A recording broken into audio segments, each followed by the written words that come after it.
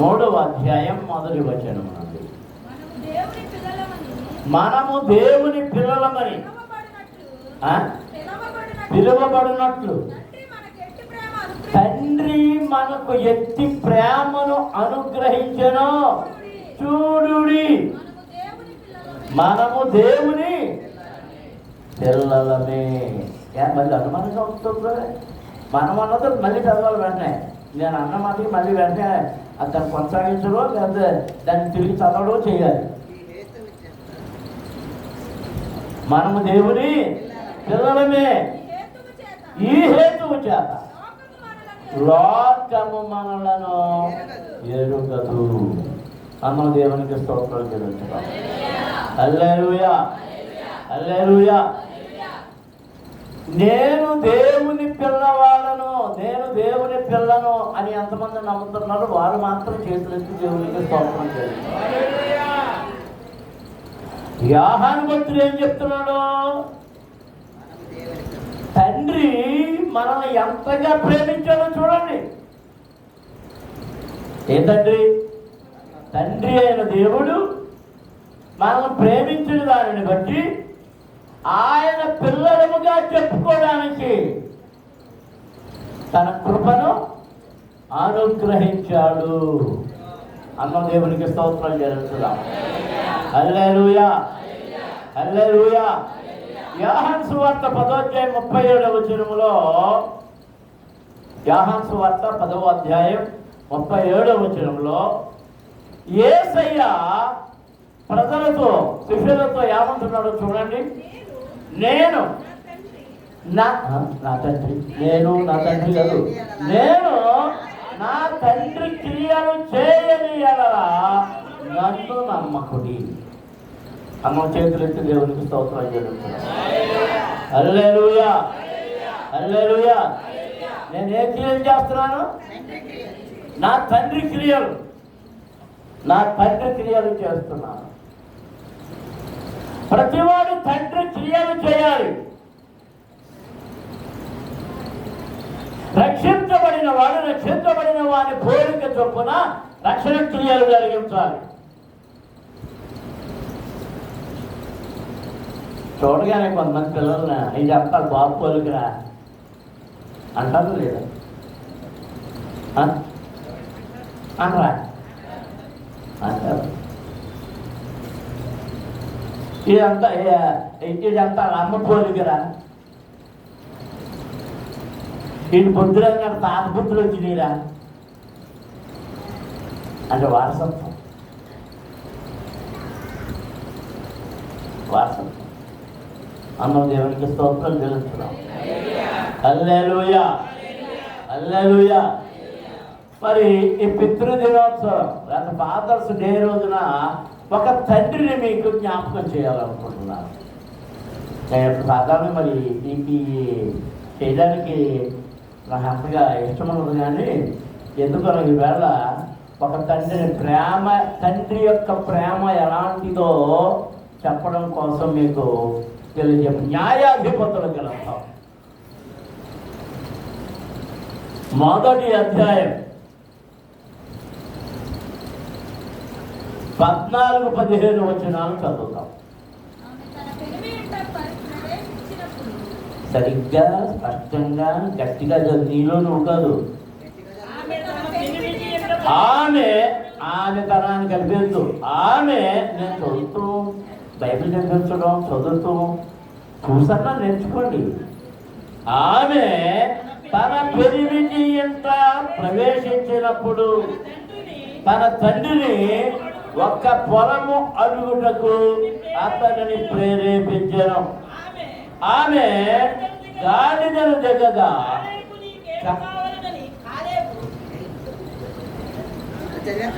సరిగ్గా కొట్టినంటే మళ్ళీ ఎప్పుడు దెయ్యం వదిలిపోతాయి. కాలేబు తర్వాత ఏముంది?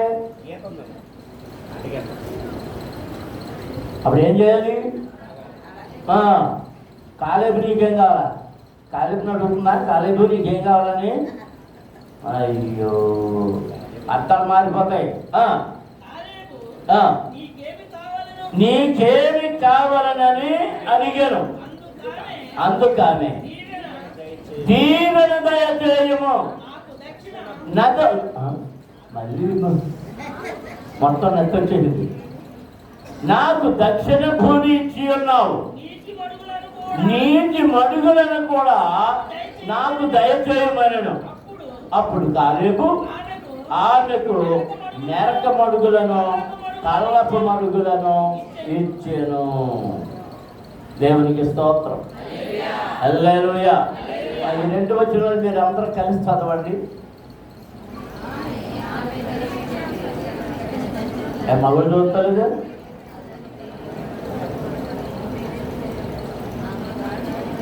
ఏంటి కొనుక్కుంటున్నారు అందరూ? చదవండి. బైబిల్ లేవా?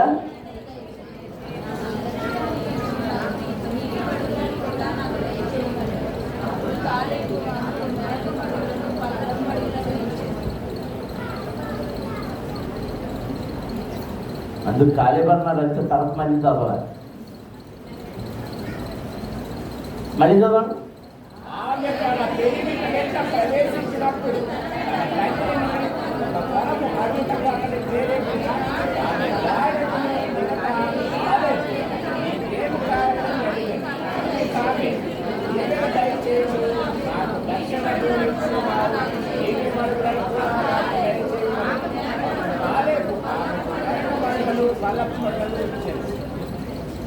మళ్ళీ చదవండి.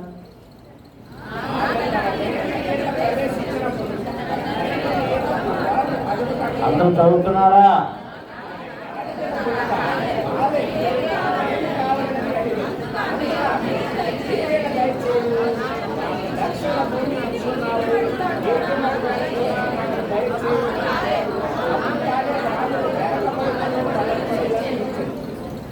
కళ్ళు మూసుకొని పరిశుద్ధ దేవ, మహోన్నతుడా, జీవాధిపతి, మీకు స్తోత్రములు చెల్లిస్తున్నాము. ఎంతవరకు మీ సన్నిధిలో పాడాము, స్తుతించాము, కనపరిచాము, మహిమపరిచాము. నీ వాక్యమును చదివి ఉన్నాము. ఆ వాక్యాన్ని ధ్యానం చేస్తుండగా దానిలోని శ్రేష్టమైన సంగతులను మాకు నేర్పండి. అవి మా హృదయంలో ఇంకిపోయినట్లుగా చేయండి. మమ్మల్ని ఆశీర్వాదకరముగా మార్చండి. మమ్మల్ని దీవెనకరంగా మార్చండి ప్రభువా. నీ వాక్యముల ద్వారా మేము నింపబడి దీవించబడినట్లుగా మీ కృప దయచేయండి. నన్ను మరుగుపరచండి ప్రభు. నా స్వరమును మరుగుపరచండి. నా నాలుకను సడలింప చేయండి. నన్ను మీ సిలువ చాటును దాయండి. మీ ఆత్మచేత అభిషేకించండి. మీ నోటికి బోరగా వాడుకొని మీ స్వరాన్ని వినిపించి ఉనికిని ద్వారా మమ్మల్ని ఆశీర్వదించమని యేసు నామమున అడుగుచున్నాము తండ్రి. ఆమేన్. దేవునికి స్తోత్రం. హల్లెలూయా, హల్లెలూయా, హల్లెలూయా.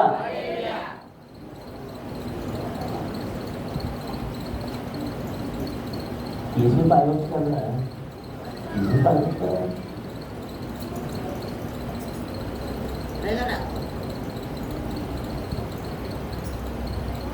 కాలేబు కుమార్తె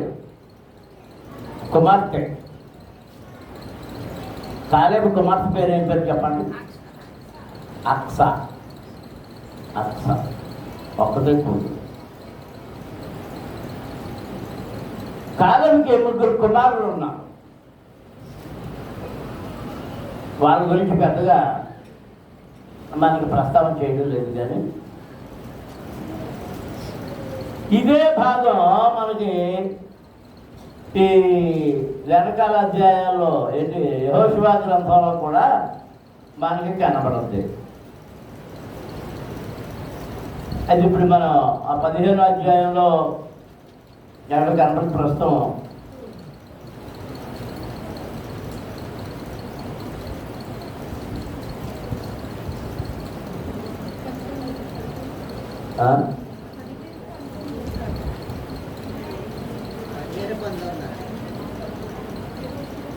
ఆ 15వ అధ్యాయంలో అక్కడ కూడా 16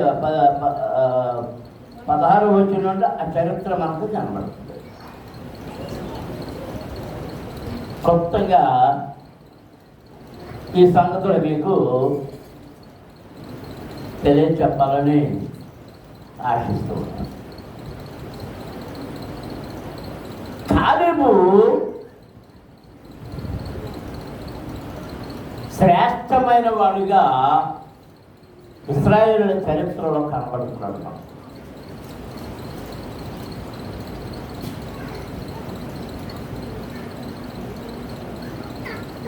కుమార్తెకు వివాహం చేశాడు. ఆ వివాహం చేసినప్పటికీ ఈ వివాహాన్ని గురించి మనకి 8వ వచనం నుండి వ్రాయబడు. చూడండి ఒకసారి. యోధా వంశస్థులు యెరూషలేము మీదకి యుద్ధము చేసి దానిని పట్టుకొని కొల్లబెట్టి ఆ పట్టణంను కాల్చివేసి, తరువాత యోధా వంశస్థులు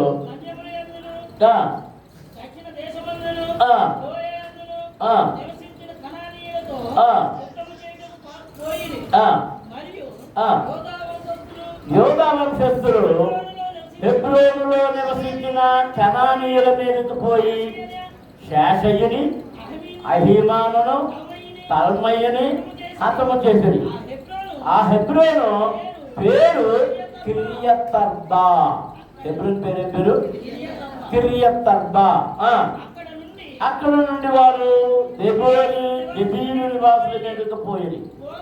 పూర్వము దెబీరు పేరు కిర్యత్సేసరు. కిర్యత్సేసరును పట్టుకొని ఇది కొల్లబెట్టి వారికి నా కుమార్తె అయిన అక్సాను ఇచ్చి పెళ్లి చేసేదనని చెప్పాను. దేవునికి స్తోత్రం. హల్లెలూయా. ఇశ్రాయేలీయులు యోర్దాను దాటిన తరువాత, కనాను దేశం ప్రవేశం చేసిన తర్వాత ఆయా వారి వారి గోత్రాల చొప్పున మీరు ఈ ప్రాంతాలు స్వాధీనం చేసుకోండి, ఆ ప్రాంతాలు స్వాధీనం చేసుకోండి అని యెహోషువ చెప్పినప్పుడు వారు వెళ్ళి యుద్ధాలు చేసి వరుసల వారీగా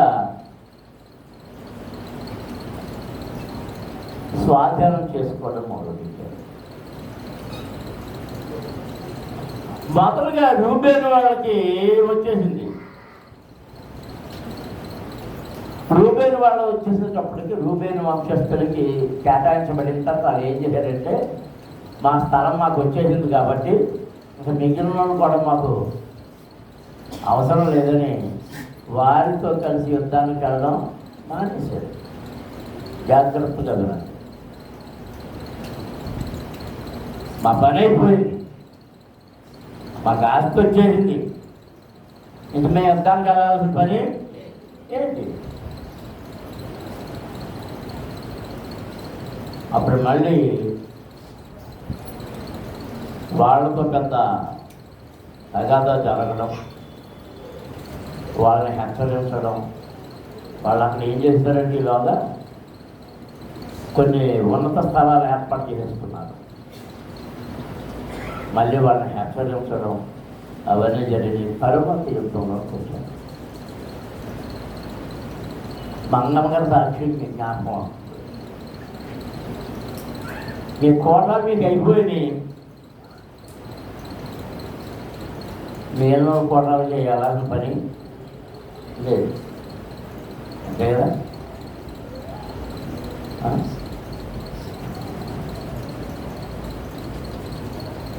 ఇది ఎక్కడ లేదు, ఎక్కడ లేదు ఉంటుంది. ఎక్కడికి వెళ్ళిపోయింది, ఎక్కడ పంపేశారా? అమ్మకంతులు ఇద్దరు వెళ్ళిపోయారా? అమ్మాయి ఏమన్నా మరి ఇది అనుకుంది.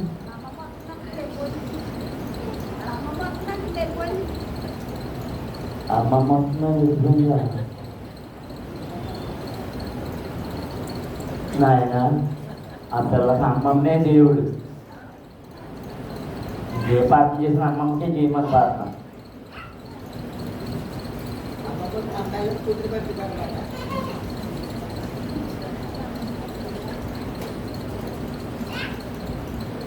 ఇప్పుడు అర్థం దేవుడు ఎలా అంటాడు? అది ఆదివారం ఎందుకు రమ్మన్నా ఎంత పాతకాలనా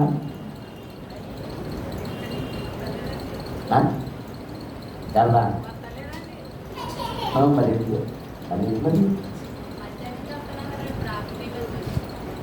మరి ఎందుకు వెళ్ళింది పని చేస్తారా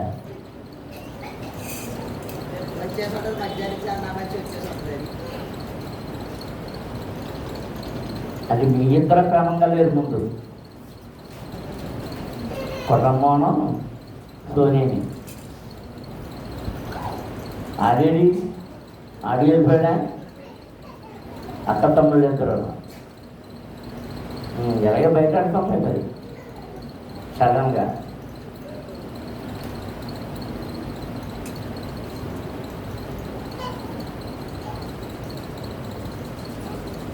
ఎవరైతే కిరియత్సెఫెర్ ఆ పట్టణాన్ని పట్టుకుంటారో వారికి నా కూతుర్ని ఇస్తాను అని కాలేబు ప్రకటన చేశాడు. ఎందుకు ప్రకటన చేశాడంటే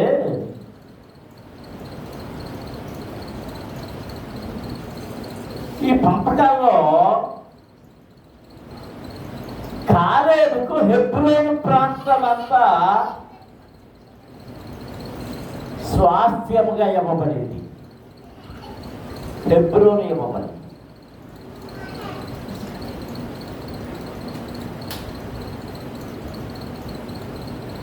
ఎందుకు కాలేబుకే ఆ హెబ్రోను ప్రాంతాన్ని ఇచ్చారు అంటే దానికి ముందు చాలా చరిత్ర మనకు కనబడుతుంది.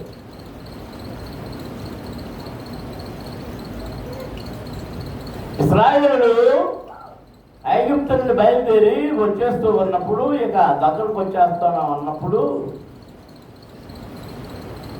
మోషే 12 గోత్రాల్లో నుంచి 12 మందిని ఏర్పరిచి యవ్వన బలము కలిగిన వారిని, ఇంచుమించు 40 ఏళ్ల వయసు కలిగిన వారిని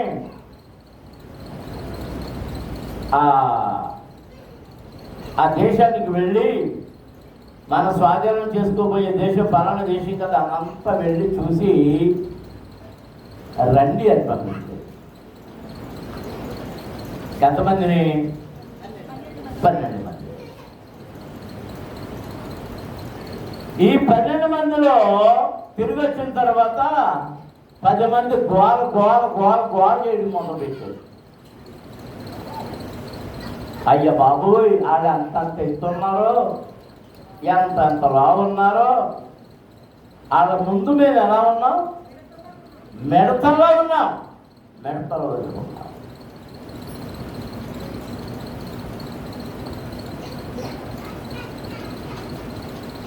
ఈ మాట కనుకగానే తెల్లారేటప్పటికి ఇశ్రాయేలు ఏం పుట్టింది? సడుగుడు పుట్టింది. ఏడవడం మొదలుపెట్టారు. దేవుడు తమ పక్షాన ఉన్నాడన్న సంగతి విడిచిపెట్టేశారు. బుద్ధిపూర్వకంగా వదిలేశారు. భయం వారిని పీడించడం మొదలుపెట్టింది. అంతకుముందు ఎర్ర సముద్రం చీలిపోవడం వారు చూశారు. ఫరో సైన్యం సముద్రంలో మునిగిపోవడం వారు చూశారు. మంచినీళ్ళు లేనప్పుడు బండలో నుండి నీళ్లు రావడం వారు చూశారు. మారాలే నీళ్లు చేదుగా ఉన్నప్పుడు వీరి కొరకు చేదు జలాన్ని మధుర జలముగా మార్చడం చూశారు. అయినప్పటికీ అన్ని మేలులు పొందుతున్నప్పటికీ వారు ఎవరి మాట నమ్మలేదు? దేవుని మాట నమ్మలేదు. భయపడింది. కానీ యెహోషువ కాలేబులు మాత్రం ఏమంటున్నారంటే, వారు ఎంత గొప్ప మనుషులైనా, ఎంత గొప్పవారైనా, ఎలాంటి వారైనా ఆ దేశాన్ని దేవుడు మనకు ఇస్తానన్నాడు కనుక మనం తప్పకుండా జయం పొందుదాం, మనం వెళ్ళిపోదాం అన్నారు. ఏడుపు చూసి దేవునికి కోపం వచ్చి సరే మీరు వెనక్కి నడవన్నారు. వాళ్ళు భయపడి ఏడ్చి కన్నీళ్లు పెట్టి సనుగుకున్నందు చేత వాళ్ళ ప్రయాణం ఎంతకాలం పొడిగిపోయిందంటే 40 సంవత్సరాలు పొడిగింది. అది 40 రోజులు తిరిగి వచ్చారు కనుక 40 రోజులు తిరిగారు. ఈ 40 సంవత్సరాలు ఇక అరణ్యంలో సంచరించడం ప్రారంభించి శిక్ష మనము కానీ దేవుని యొక్క వాగ్దానమును ఆయన ఇచ్చినటువంటి ఆ మాటను నమ్మని ఎడల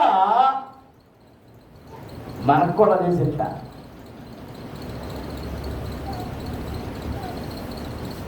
ఈ మహాబలవంతులు ఎక్కడున్నారంట?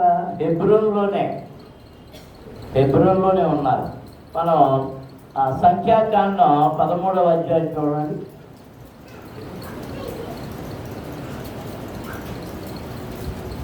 13వ అధ్యాయం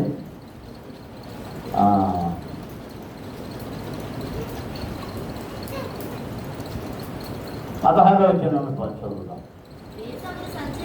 దేశమును సంచరించి చూచుటకు మోషే పంపిన పేర్లు ఇవి. ఆయన పైన చదివేసి మోషే నూను కుమారుడైన హోషేకు యెహోషువను పేరు పెట్టెను. మోషే కనాను దేశమును సంచరించి చూచుటకు వారిని పంపినప్పుడు వారితో ఇట్లనెను, మీరు ధైర్యము తెచ్చుకొని దాని దక్షిణ దిక్కున ప్రవేశించి ఆ కొండ ఎక్కి ఆ దేశము ఎత్తిదో దానిలో నివసించి జనము బలమగలదో బలము లేనిదో కొంచెమైనదో విస్తారమైనదో వారు నివసించి భూమి ఎట్టిదో అది మంచిదో చెడ్డదో వారు నివసించే పట్టణములు ఎట్టివో వారు గుడారములలో నివసించుదురు కోటలలో నివసించుదురు ఆ భూమి నిస్సారమైనదో నిస్సారమైనదో దానిలో చెట్లున్నవో లేవో కనిపెట్టలేను. మరియు మీరు ఆ దేశపు పండ్లలో కొన్ని తీసుకుని రండని చెప్పాను. అది ద్రాక్షల ప్రథమ పక్వ కాలము. ద్రాక్ష పండిపోయి మొదటి కోతకి వచ్చిన కాలం. దేవునికి స్తోత్రం. నేను ఎందుకు పంపాడట ముందే చెప్పాడు, ధైర్యము తెచ్చుకొని దాని దక్షిణ దిక్కున ప్రవేశించండి. ఆ దేశము ఎట్టిదో దానిలో నివసించే జనము బలము గలదో బలము లేనిదో కొంచెమైనదో విస్తారమైనదో వారు నివసించు భూమి ఎట్టిదో అది మంచిదో చెడ్డదో వారు నివసించే పట్టణములు ఎట్టివో వారు గుడారములలో నివసించుదరు కోటలలో నివసించుదరు ఆ భూమి సారమైనదో నిస్సారమైనదో దానిలో చెట్లు ఉన్నవో లేవో కనిపెట్టవలేను. దేవునికి స్తోత్రం. హల్లెలూయా హల్లెలూయా హల్లెలూయా. ఎలాంటివన్నీ పెళ్లి చూపుల్లో ఆడపిల్లకుండి ఇప్పుడు ఏం లేదు. పక్కన ఏం చెప్తారు? ఎర్రబందా లేదా? ఎర్రబందో లేదో పెళ్లి చూపుల రోజు ఫలానా రోజు పెళ్లి చూపులకు వస్తారనేటప్పటికి వెళ్ళి ఎక్కడికి వెళ్ళిపోతున్నారు? రాజమండ్రి బ్యూటీ పార్లర్కి వెళ్ళిపోయి ఈ కనుబొమ్మలన్నీ పీకిచ్చేసుకొని అన్ని అలా తయారు చేసేసి ముట్టుకి ఈ బొగ్గలు దిగిపోయావా? ఈ బొగ్గల మీద రంగులే ఏ రంగు? పింక్ రంగు. ఎందుకో నాకు అర్థం కాదు.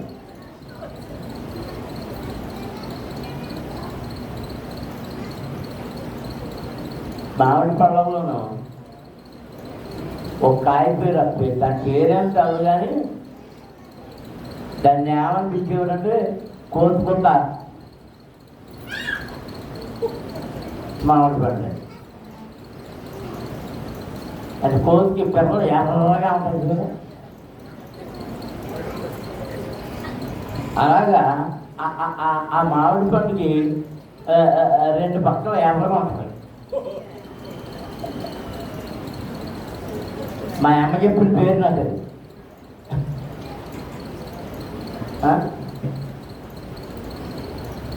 అలాగే ఈ బుగ్గలకి రంగులు వేయించుకుంటాం. పాపం చూడగానే అబ్బాయిగా ఉంది, పెద్దలు తొండ పండుగలా ఉన్నాయి. ఏమేసాడు? లిప్స్టిక్. అలాగే ఎంత కలగుందో. ఏం బాగారు ఏళ్ళతో సంపాదించుకుంటే పెళ్లి మాత్రం మాట్లాడుకున్నాడు. ఆ కాయ పేరు, ఆ కాయ గురించి సంపాదించుకుంటున్నారా?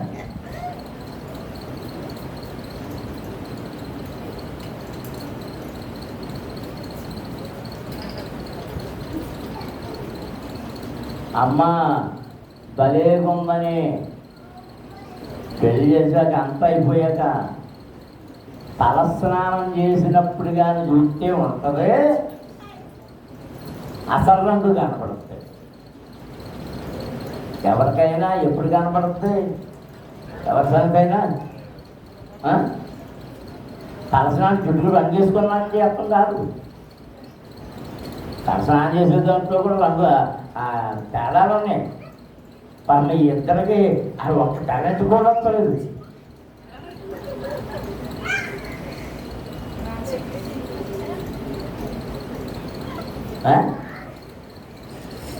వస్తుందా? ఉన్నాయా? అది మరి కళ్ళు కనపడక మామూలు దొరుకుతుంది. మా పాత్రకు రాలేదు, నాది మాత్రం ఏమైపోతుంది.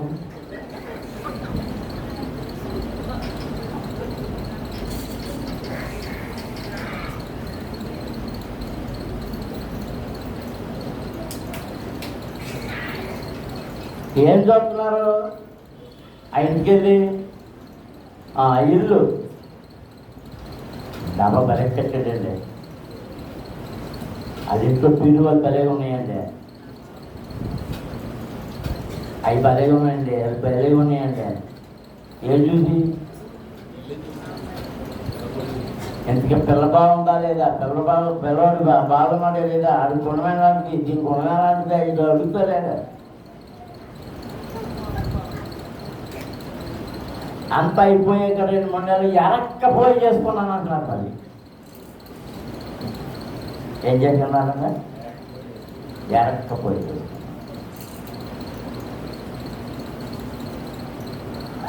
నువ్వు ప్రవేశించబోయే దేశము ఎలాంటిదో,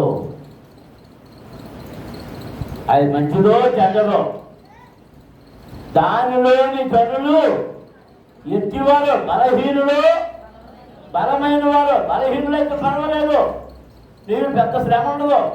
బలవంతుడైతే మీరు ఏం చేయాలి? యుద్ధం చేయాలి.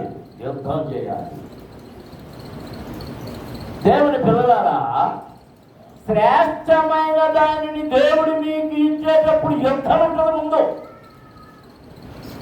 దానిని గుర్తుపెట్టుకోవాలి. శ్రేష్టమైనది ఏది ఊరకనే వచ్చేది.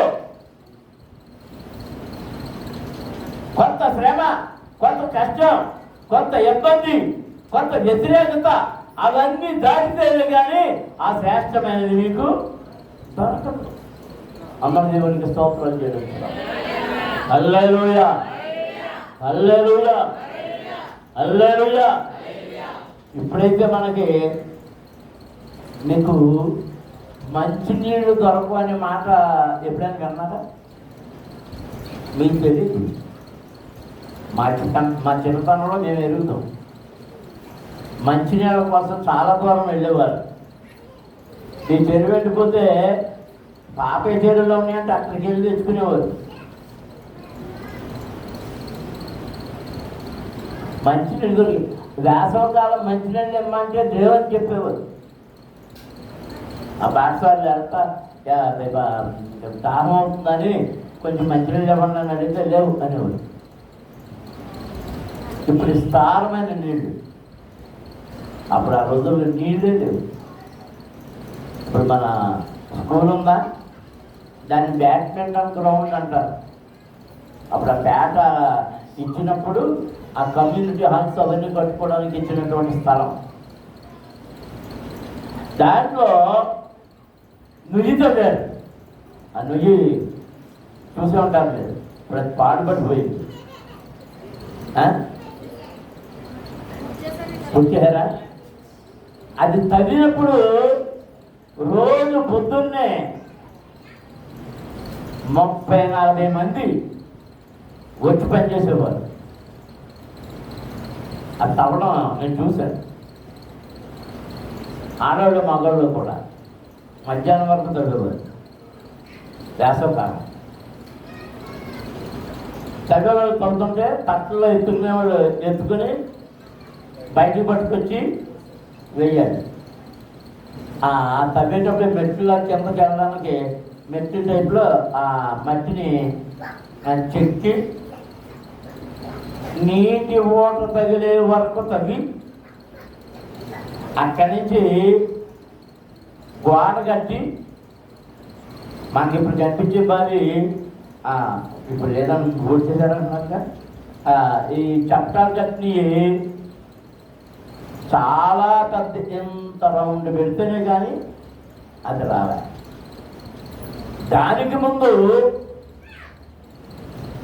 ఎలక్షన్లో, గ్రామ పంచాయతీ ఎలక్షన్లో ఏమని ప్రకటన చేశారు? నేను నెగ్గితే నీకు బోరే ఇస్తాం, ఈ పేటలో బోరే ఇస్తాం, ఆ పేటలో బోరే ఇస్తాం, ఈ పేటలో బోరే ఇస్తాం, ఆ పేటలో బోరే ఇస్తాం. ఇవి అని ఏమన్నా నచ్చే కదా? అది ఏంటి మాట్లాడతాడు నచ్చే కదా?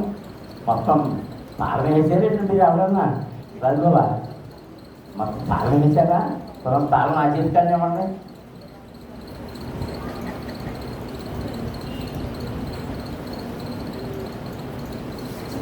చివరికి ఎలక్షన్లు అయిపోయావు కానీ జరిగేవి కాదు. ఒకసారి మాత్రం ఎలక్షన్కి ముందే మద్దుకూరు నాగరాజు గారు ఆయన 4-5 వేయించాడు బోర్డు. అందులో ఇప్పుడు మన ఇక్కడ ఆ బోర్డు ఉందా?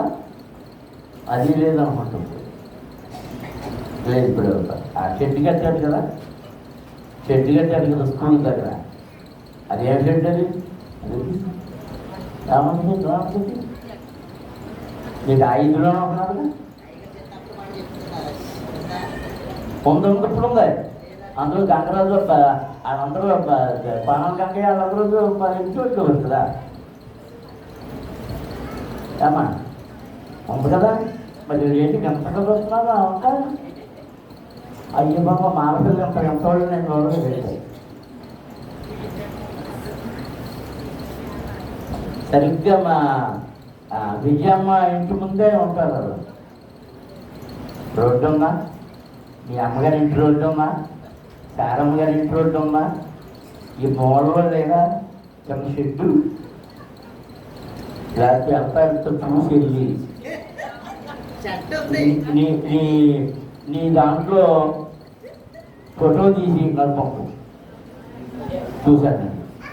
నువ్వు అక్కడ నిలబడి ఫోటో తీయించుకోవాలి షెడ్ దగ్గర.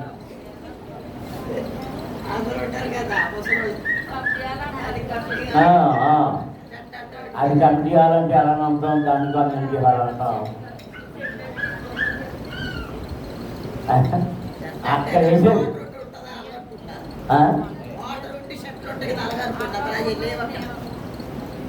షెడ్ చేశారే. ఎవడో ముసలి వాళ్ళు ఉండేవారు, పొలాల కంటే కూడా ఉండేవాడు అక్కడ చెప్పానా? కమిటీ హాల్ అన్నారా? ఏ కమిటీ అమ్మదే?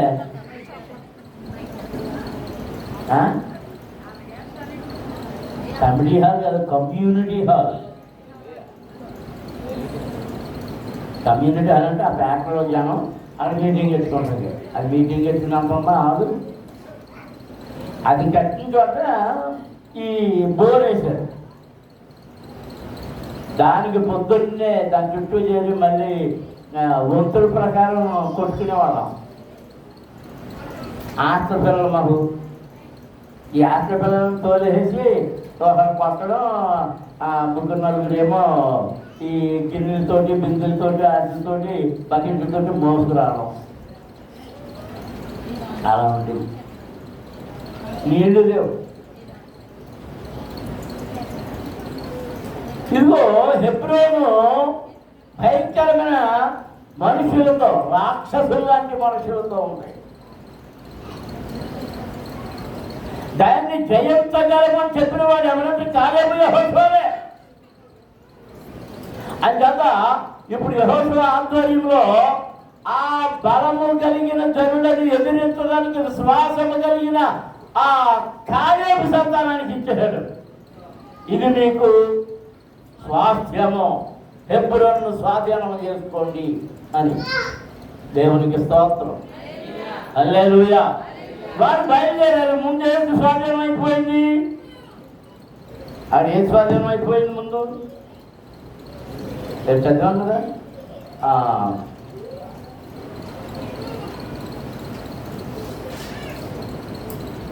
వారు దెబేరు నివాసుల మీదకి పోయేది. పూర్వం దెబేరు పేరు కిర్యత్ సెఫెరు,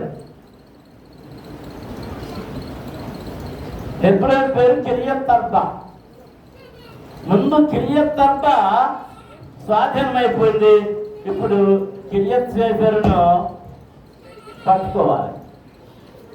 అక్కడ చాలా బలవంతులు ఉన్నారు.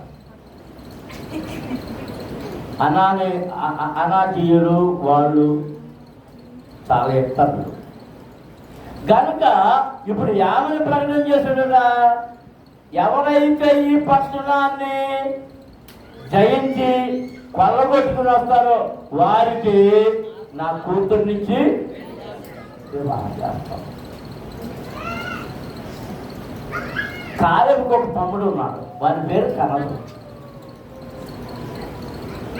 కనదుకు ఒక కొడుకు ఉన్నాడు, అతని పేరు ఒత్రియేలు. ఆ ఒత్రియేలు కత్తి చూసి తనతో ఉన్న యవనస్తులను తీసుకుని వెళ్ళి ఆ పట్టణాన్ని కొల్లగొట్టి జయించి వచ్చి చెప్తున్నాడు, ఇదిగే నేను వచ్చాను, నేను జయించుకొచ్చాను, నీ కూతుర్నిచ్చి నాకు పెళ్లి చేయాలన్నాడు. పెళ్లి చేస్తాడు.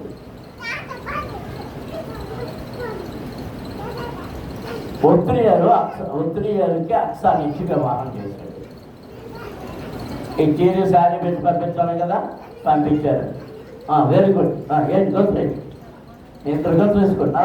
అది అక్కడ అక్కడ అక్కడ అమూల బంధం, అమూల దగ్గర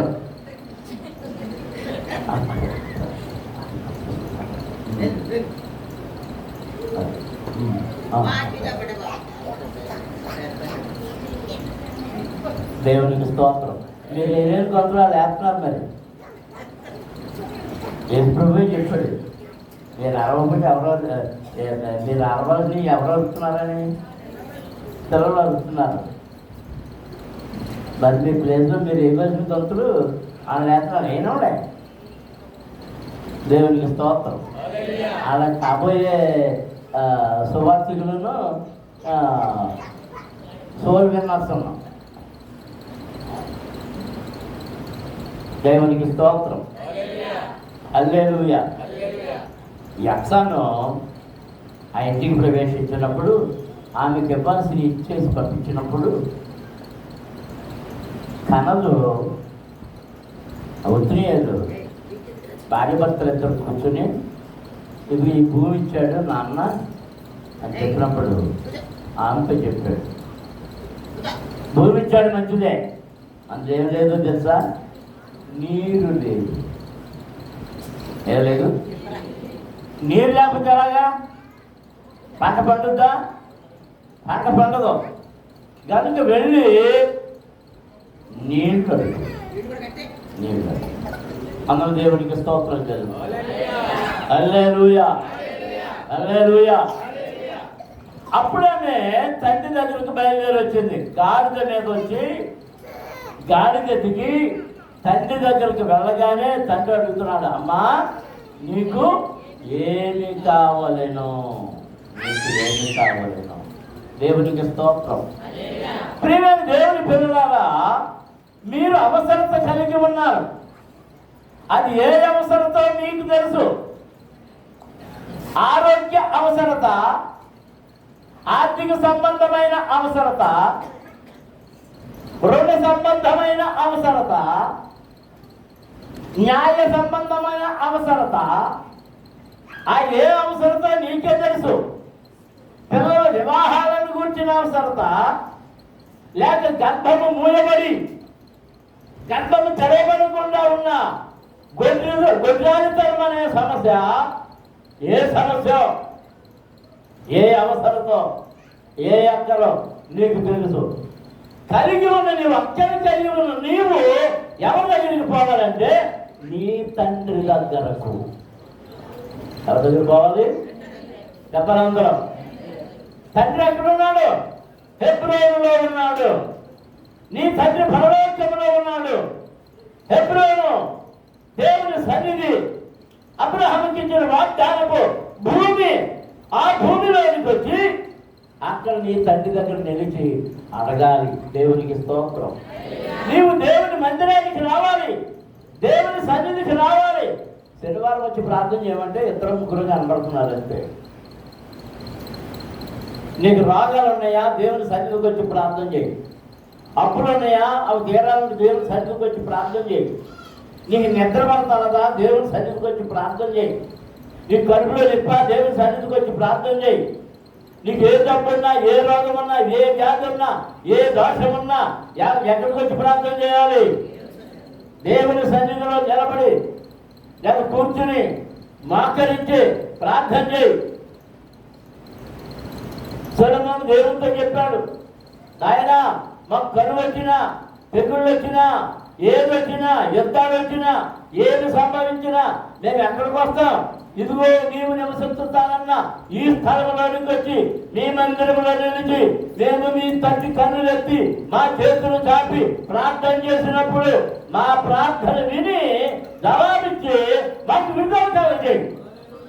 దేవునికి స్తోత్రం. హల్లెలూయా. అందరూ స్తోత్రం చెల్లించుదాం. గట్టిగా దేవుని స్తోత్రించండి. హల్లెలూయా. పరలోకపు తండ్రి ప్రార్థనను ఆలకించువాడు.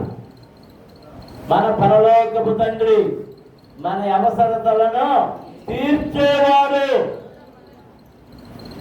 కోపగించినను నీ ప్రతిమలాట పెరిగినప్పుడు తన మనస్సును మార్చుకొని నిన్ను ఆశీర్వదించడానికి ఆయన తన హస్తములను చాపుతున్నాడు, తన గుప్పిలను విప్పుతున్నాడు. అందరూ దేవునికి స్తోత్రం చేయండి. హల్లెలూయా. తండ్రి దగ్గరికి రాగానే నువ్వేం చేయాలి? అక్స ఏం చేసింది? ఏం చేసింది చెప్పండి.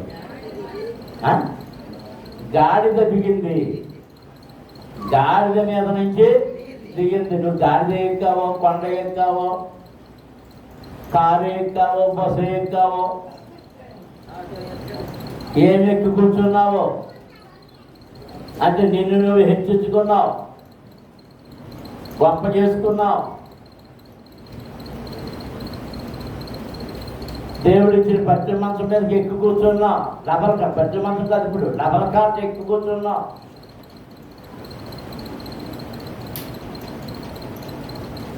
అబ్బో దేవుడు నీకు ఎన్ని సౌకర్యాలు సమకూర్చాడో. పేరుకే పంచాయతీ పనికి వెళ్తాం, అన్ని సౌకర్యాలు ఇంట్లోనే ఉన్నాయి. మంచి ప్లాస్మా టీవీలు, పెద్ద స్క్రీన్ ఉన్న టీవీలు, పెద్ద ఫ్రిడ్జ్లు, ఒక ఇంట్లో 2 3 ఏసీలు. ఏంటి ఎలా కొన్నామంటే ఏమిటి ఎర్రగొబ్బ ఏమిటి కొన్నారు? డాక్టర్లో వచ్చిన లోన్లు. అది డాక్టర్ లోన్లు ఎవరు కడతారంట? ప్రభుత్వం కట్టుకుంటారంట.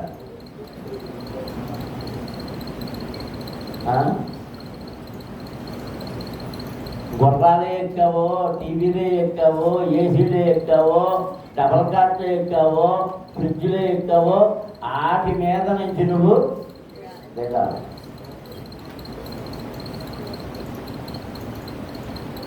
దేవుణ్ణి మర్చిపోయావు, ఎండిపోతున్నావు, మడుగులు లేవు, ఎండిపోతున్నావు. నేను చాలామందిని గమనిస్తున్నాను, పెళ్ళికి వెళ్తారో ఎవరు చేస్తారో, పుట్టినరోజుకి వెళ్తారో ఎవరు చేస్తారో, ఈ చార్ మీద కూర్చున్నది ఏంటండి, పెద్ద మనిషి అయిన దానికి ఎంత ఖర్చు పెడుతున్నారో దేవుడికి కానికిచ్చేటప్పుడు మాత్రం దేవుడికే కదా 150 కాదు.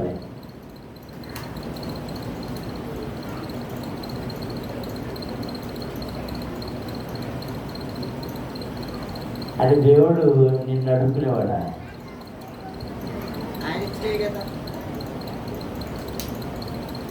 ఆయనకి ఇవ్వాల్సింది ఇవ్వకపోతే దేవుణ్ణి చిన్న చూపు చూస్తే ఎంత చిన్నగా పరిగణించావో ఆ స్థితి మనకు వచ్చేస్తుంది. దశంబాలు కరెక్ట్గా చెప్తున్న వాళ్ళు ఎంతమంది ఉన్నారు? 4,000 పెన్షన్ వచ్చి ఎంత చేస్తున్నాం? డాక్టర్ రుణం 20,000 వచ్చింది, ఎంత తీసావు? ₹1,00,000 వచ్చింది, ఎంత తీసావు? 50,000 వచ్చి ఎంత తీసావు? ఉద్యోగాలు చేసి రిటైర్ అయిపోయిన వాళ్ళు జీతాల పెన్షన్లు వస్తున్నాయి 40,000, 50,000, 60,000, 70,000. ఎంత చేస్తున్నావు? 200, 300, 500.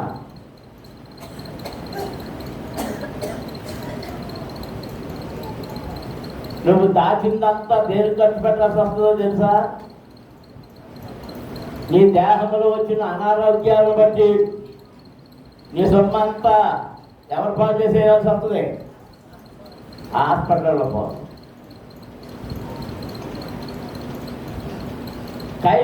కైసరికి దేవునివి దేవునికి ఇవ్వాలి. ఇది 1,00,000 వచ్చింది,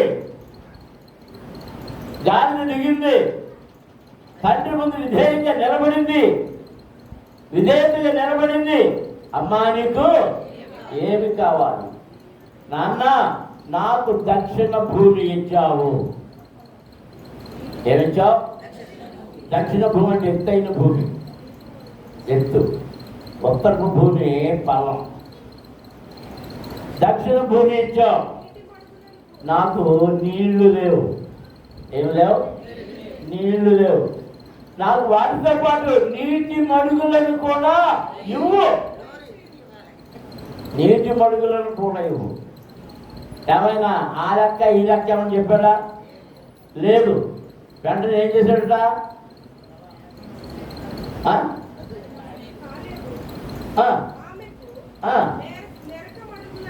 ఏ మడుగులు? మెరక మడుగులేను, పలపు మడుగులేను. మెరక మడుగులు, పలపు మడుగులు. దేవునికి స్తోత్రం, అమ్మ స్తోత్రం జరుగుతుందా? హల్లెలూయా. మెరక మడుగు మెరక మీద ఉంటుంది, త్వరగా ఎండిపోతుంది. ఆ నీళ్ళు తోడే కొద్దీ వేసవి వచ్చేటప్పుడు ఏంటి, అక్కడ నీళ్లు దొరకవు. కానీ అది ఎండిపోయినా ఎక్కడ సిద్ధంగా ఉంది? పల్లపు మడుగు సిద్ధంగా ఉంది, దెబ్బగా తెచ్చడానికి, పంట పండించుకోవడానికి. అమ్మ చేతులెత్తి దేవునికి స్తోత్రం చేస్తున్నాం. హల్లెలూయా, హల్లెలూయా, హల్లెలూయా, హల్లెలూయా, హల్లెలూయా. పిల్లలను ఆశీర్వదించియు బలపరచని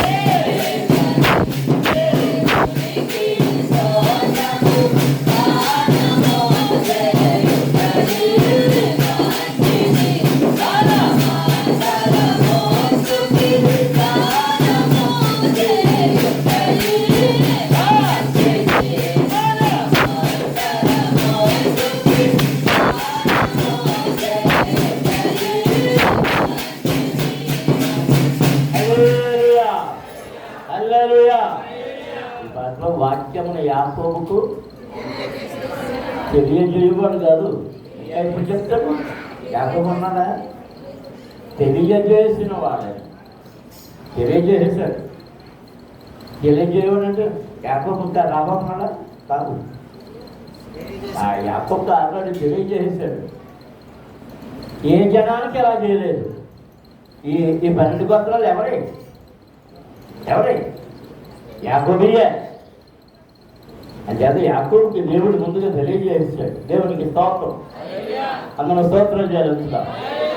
హల్లెలూయా. ఈరోజు నీకు తెలియజేస్తున్నాడు ఆయన. నీవు తండ్రిని ప్రేమించగలిగితే, తండ్రి ప్రేమను నీవు సంపాదించుకోగలిగితే, తండ్రి ప్రేమను నీవు సంపాదించుకోగలిగితే దీవులన్నీ నీవే. దీవులు కావాల్సిన వారు ఎంతమంది ఉన్నారు? చేయండి. ఆరోగ్యం కావాల్సిన ఎవరి దగ్గరికి వెళ్ళాలి? డాక్టర్ దగ్గర. ఇంత డాక్టర్ రాసి చెప్పింది. అర్ధరాత్రిగా ఎక్కడ పరిగెత్తాలో తెలలేదు. అని తీసుకెళ్ళేవాడు లేరంట. ఎవరి దగ్గర పరిగెత్తాలి? పరమ వైద్యుడైనా దేవుని దగ్గరికి పరిగెత్తు. దేవునికి స్తోత్రం. నీ విశ్వాసమే నిన్ను బాగుపరుస్తుంది. విశ్వాసము లేకుండా మనం ఏం చేసినా ప్రయోజనం ఉండదు. అందరి చేతులు ఎత్తి దేవునికి స్తోత్రం చేస్తారు. హల్లెలూయా, హల్లెలూయా, హల్లెలూయా. మన తండ్రి ప్రేమ గలవాడు. మన తండ్రి దయ కలిగిన వాడు. మన తండ్రి కృప కలిగిన వాడు. మన తండ్రి కరుణ కలిగిన వాడు. వాత్సల్యపూరితుడు. 1000 తరముల వరకు మనకు తన కృపను చూపించేవాడు. నమ్మిన వారు దేవునికి స్తోత్రం చెల్లించండి. హల్లెలూయా, హల్లెలూయా, హల్లెలూయా, హల్లెలూయా, హల్లెలూయా. మనము దేవుని మాట వింటే,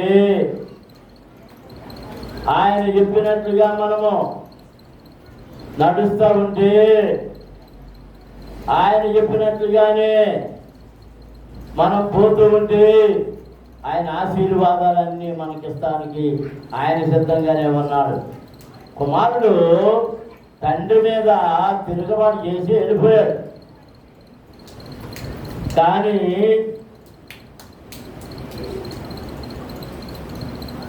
అన్నీ పోగొట్టుకున్న తర్వాత తిరిగి వచ్చినప్పుడు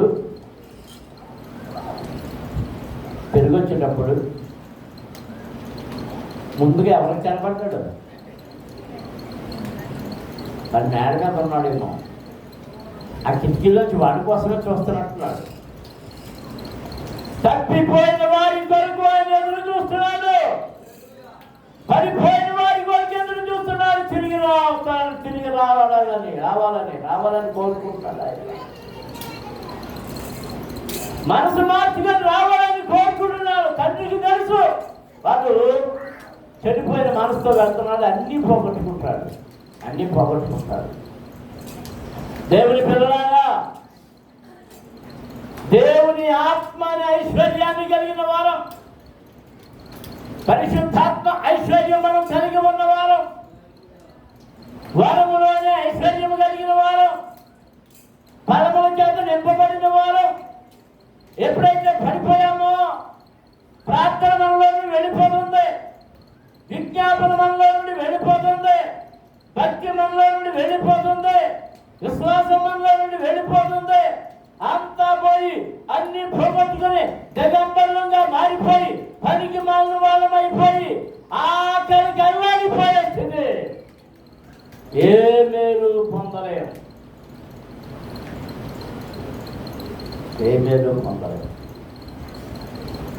ఒకప్పుడు ఎన్ని మేలు పొందుకున్నాము, అవన్నీ ఇప్పుడు ఏమైపోయినాయి? జారిపోయినాయి. ఎందుకు జారిపోయినాయి? తండ్రి ఇంటి నుండి వెళ్ళిపోయాం. ఎక్కడి నుంచి? వాడు ఎక్కడి నుంచి వెళ్ళిపోయాడు? తండ్రి ఇంటి నుండి. నీ తండ్రి ఇంటి నుండి వెళ్ళిపోతే, సంఘం నుండి బయటికి వెళ్ళిపోతే నీకున్నాయన్నీ జారిపోతాయి. నీకు నేర్పిన క్రమం అంతా పోతుంది, నీకు నేర్పిన భక్తి అంతా పోతుంది, నీకు నేర్పిన ప్రార్థన అంతా పోతుంది, నీకు నేర్పిన విశ్వాసం అంతా పోతుంది. ఏయో కొత్త భక్తులు, కొత్త భక్తి, కొత్త విశ్వాసం, కొత్త బోధ, అంతా కొత్త కొత్త కొత్త కొత్త కొత్త కొత్త. అది ఎవరికి నచ్చడం లేదు? నీ తండ్రికి నచ్చడం లేదు. నీ తండ్రి ఇంటిలో నీకు ఆదరణ ఉంది. నీ తండ్రి ఇంటిలో నీకు ఎప్పుడైతే ఆకలి అయితే అప్పుడు తినొచ్చు. నీ తండ్రి ఇంటిలో నీకు ఎప్పుడు దప్పికైతే అప్పుడు నీకు కావాల్సింది తాగవచ్చు, దప్పిక తీర్చుకోవచ్చు. నీ తండ్రి ఇంటిలో శ్రేష్టమైన వస్త్రములను ధరించుకోవచ్చు. నీ తండ్రి ఇంటిలో పనివారు ఉంటారు, నీ తండ్రి ఇంటిలో సహాయకులు ఉంటారు, నీ తండ్రి ఇంటిలో ఆ పనివారు నీకు కావలసిన ఆహారాన్ని వెతుక్కొచ్చి పెడతారు. నువ్వు కూర్చున్నట్టు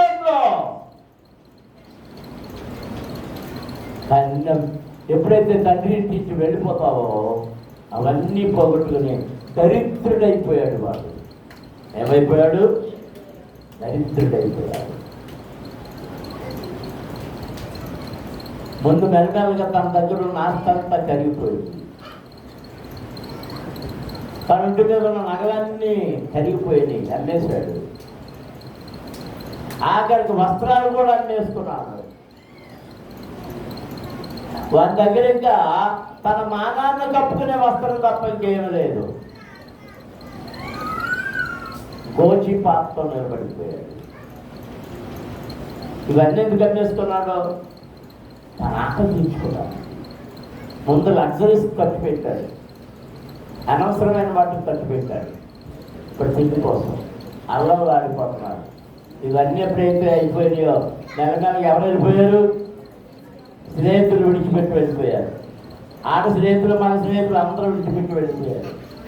ఆకలితో ఉన్నాడని ఎవరైనా ఎవరు ఒక్క పూట కూడా భోజనం పెట్టడం లేదు, ఒక గ్లాసు మంచినీళ్ళు కూడా ఇవ్వడం లేదు. తోటి కొడుక్కి అలా చేసుకున్నావు అంటున్నారు. ఆ దగ్గరికి వెళ్ళకుండా వాళ్ళు ఖర్చు పెట్టించేస్తాడు, డబ్బులు అడుగుతాడు అంటున్నారు. అందరూ వెళ్ళిపోతున్నారు. ఒక కూర్చున్నారు. వీరికి ఇప్పుడు ఏమొచ్చిందట? మారు మనసు వచ్చింది. తన హృదయంలో తానే అనుకుంటున్నాడు, నా తండ్రి ఎంత అనేక మంది పనివారు ఉన్నారు, వారందరికీ ఏముంది? ఆహారం. తండ్రి ఇంటిలో పనివారికి ఆహారం ఉంది, నాకైతే ఆహారం. ఇప్పుడు నా తండ్రి ఇంటికి వెళ్ళి నేను కొడుకు కాదు, అదన్నీ పోగొట్టుకున్నాను. పనివారిలో ఒక్కనిగా నన్ను చేర్చుకోమని అడుగుతాను. ఎందుకంటే అక్కడ ఆహారం దొరుకుతుంది, అక్కడ ఆహారం దొరుకుతుంది అని అనుకొని మనస్సులో అనుకొని బయలుదేరాడు. వీడు వస్తాడని తండ్రి చూస్తున్నాడు. దూరముగా ఉండగానే వాడు కర్ర పట్టుకు నడుస్తున్నాడు. ఏం నడుస్తున్నాడు తెలియడం లేదు. రాజవస్త్రాలు లేవు, ధనవంతుడి వస్త్రాలు లేవు, వస్త్రహీనుడిగా ఉన్నాడు, పనికి మారినవాడిగా ఉన్నాడు, కర్రబడుతూ నడుస్తున్నాడు. అయినా తండ్రి గుర్తుపెట్టాడు. గబగబా మెట్లు దిగాడు. వాడు గుమ్మంలోకి వచ్చేటప్పటికి ఈయన అక్కడ ఎదురు చూస్తున్నాడు.